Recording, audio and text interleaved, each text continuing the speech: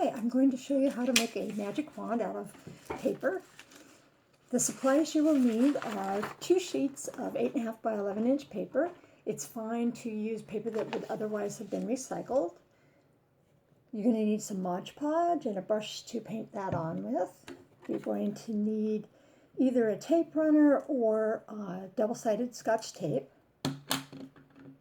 You'll also need a hot glue gun with glue sticks, a little bit of clean sand. It can be craft store sand or clean sandbox sand. You're going to need some acrylic paint and some brushes for that. So I have started out by drawing a line diagonally across the paper. You don't need to actually draw the line. I'm just doing that so that you can see where the tape is going to run.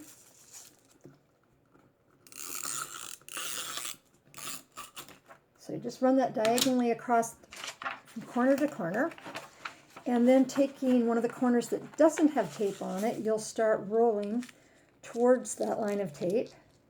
As you're rolling, shape it a little bit so that the tip of the wand is coming out narrower and the part that will be the handle of the wand is coming out a little bit wider. If it goes off kilter a little bit as you're rolling, that's not a problem. When you get to the tape, you're going to start by painting on some Mod Podge.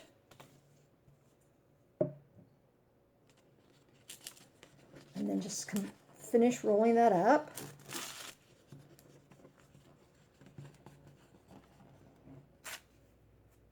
Once you have it rolled up, use some more Mod Podge to seal down the edges of the paper. I usually just run some over the whole length of the wand to make sure everything is sealed down.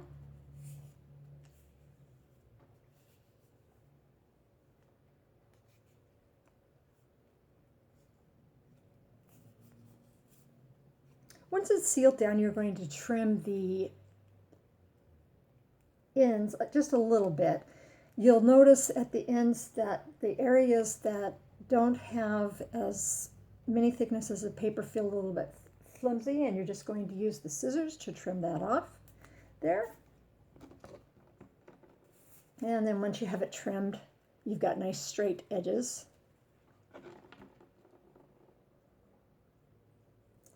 So the first thing, after I've got the cylinder of paper ready, I just put about an inch worth of hot glue into the narrow tip of the wand. And you can kind of tell how far in the glue is by the warmth of the glue through the wand. You can, if you want to, just use the hot glue to round off the tip. Or if you would prefer, you can use a bead. Be careful not to burn yourself. Just got this little bead here I'm going to set in there. Okay, now I'm ready for the sand, and I'm going to fill this tube up with the sand up to about 1/4 of an inch from the top. And this will make the wand stiffer and a little more sturdy. And tap it down a little bit, make sure it's settled. All right. Now I am going to fill that last 1/4 inch with hot glue. And again, you could just use the glue to form a rounded edge on the tip of the wand, but I am going to use a marble. You can use other things like smooth stones, beads, whatever you would like for your wand. So now that I've got that set in there, I'm going to just start using the glue gun. First I'll kind of make a lip around that edge with the marble, and then you can just start making whatever pattern you want on there for your wand. I'll show you a few different ones that I've done.